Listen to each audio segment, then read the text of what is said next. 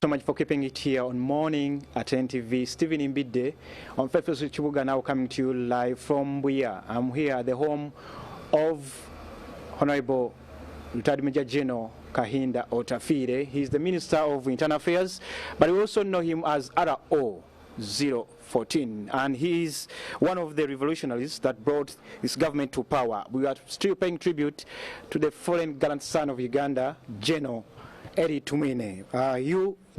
First of all, thank you so much for coming us into your home. Thank you. Good morning, viewers. It's a pity our comrade, General Elly Tumwine, has passed on. Well, passing on starts with the creation, because existence is a matter of eternal unity of energy and matter, unity and separation of matter. So our time comes and we have to go. That time comes. You knew this person from even before the Bush days, going through the Bush days. What kind of person did you know in General Elly Tumwine? I knew him as a very friendly person, very focused. He used to insist on issues of conviction. It didn't matter to him whether they were controversial or not. His conviction was his conviction until you undid it and persuaded him otherwise. And when convinced, he would stand by you to the hilt. He was not the kind of man that would sway side and side, and he was always forthright and strong in his beliefs. You know, when you talk about being swayed, we've seen some of the people you fought with in the Bush War going off the radar, NRM radar. Talking about the retired Major General Mugisha Muntu, Kanokiza Besigye, Elia Katega the late. Many others have been leaving you. Did this bother you as the Bush War comrades? It bothers, but at the same time, we must admit disagreement. Disagreement in any living organism is healthy. When you see two people working together for quite a long time without disagreeing, it means one of them is not making adequate contribution. Disagreement is natural and it's healthy. What is important is how do you resolve that contradiction? The method and quality of resolution of contradiction is indicative of how civilized those actors are. We've disagreed with a number of comrades, Chiza Besigye, Mugisha Muntu, General Tinyefuza, General Tumukunde, Amanya Mushega, and others. But that doesn't mean we've become enemies. No, we are not enemies. They decided to withdraw their contribution to the NRM, but they have not withdrawn their contribution to the country. Wherever they are, me, I treasure them as a reflection of a mirror image of ourselves. Their concerns should be concerns to us. What is important is how do we resolve that contradiction.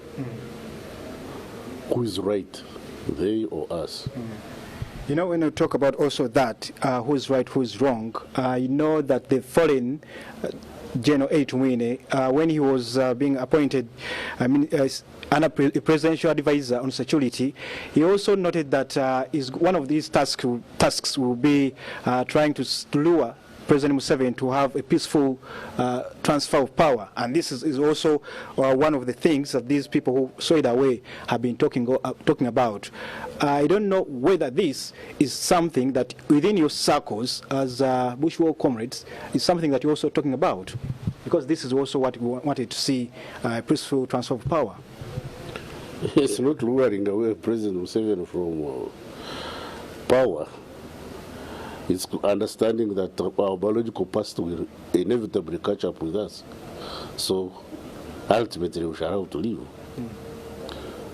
What is important is how do we live? Because our biological past will inevitably catch up with us. And we shall have to live. The question is, have we invested enough in politics after us, so that we are sure that when we leave, the contribution we have made to uplifting the quality of life of Ugandan people is maintained. And that can only be assured by the party, excuse me. The question of whether Museveni continues or doesn't continue is a matter for the NRM to resolve, so long as we all belong to the NRM party. It's not a matter for an individual to stand up and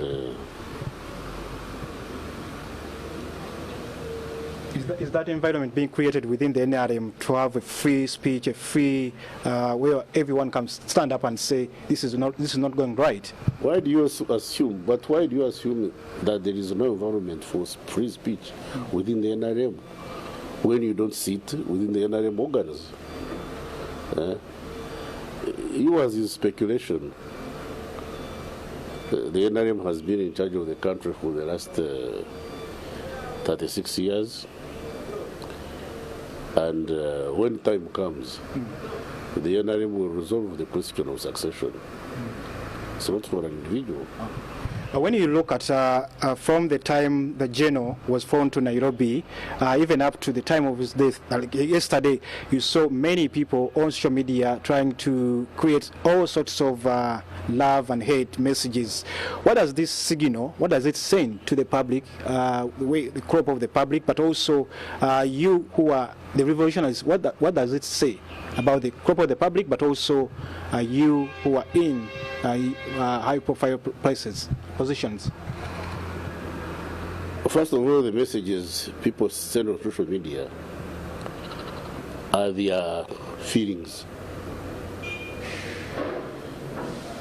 And you can't prevent people from expressing their feelings.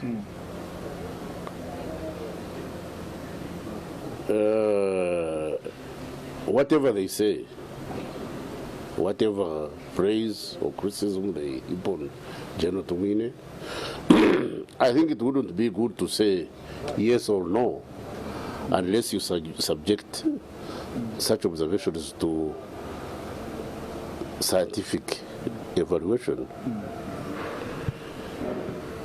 There are those who wished him well because he was doing what they thought was right. There are those whom, in his exercise of power, got disappointed with him. That's the hallmark of government. Government means ability to make people do things they don't want to do, or to prevent them from doing things they would want to do. So those who are prevented from doing what they want to do feel angry, and those who are prevented from doing, who are compelled to do what they don't want to do, also feel angry. Ultimately, they have to have an object of anger, you know. But then there are those whose rights, in the process of angering some people, whose rights and civil rights and human rights you defend, that they feel happy with what you are doing. Okay. On one's demise, both groups have opportunity to express their views. Some express disappointment, others express approval. Life goes on. Thank you so much, Honorable. Finally, time has come, he has gone, just like we began. Time has come. How do you want this general to be remembered by the state, by parliamentarians, by the nation as well as you? How would you also want to be remembered as one who came, lived, and served this country? I would like General Tumwine to be remembered as somebody who dedicated his time and life to the service of this country. And I would like General Tumwine to be evaluated objectively, to be put under scientific scrutiny, be approved for what he did, and for us to criticize what we thought he was doing wrong. From an objective point of view, now that he has gone, whether you loved him or didn't love him, he's no more. So his memory should be a result of objective assessment. And for you, when the time comes? When my time comes, they should say he came, he saw, he did what he could. What was possible, he succeeded. What was not possible, he didn't do. That's it. Thank you so much. RO 14, retired Major General Kahinda Otafiire, for eulogizing the late General Elly Tumwine. He is also the Minister for Internal Affairs, while General Elly Tumwine was, until his time of death, was the Presidential Advisor on Security Matters and formerly a Minister for Security, and held other positions. Stephen Mbidde on Fefeso Chibuga would like to say thank you so much for being a part of Morning at NTV, taking you back to studio for the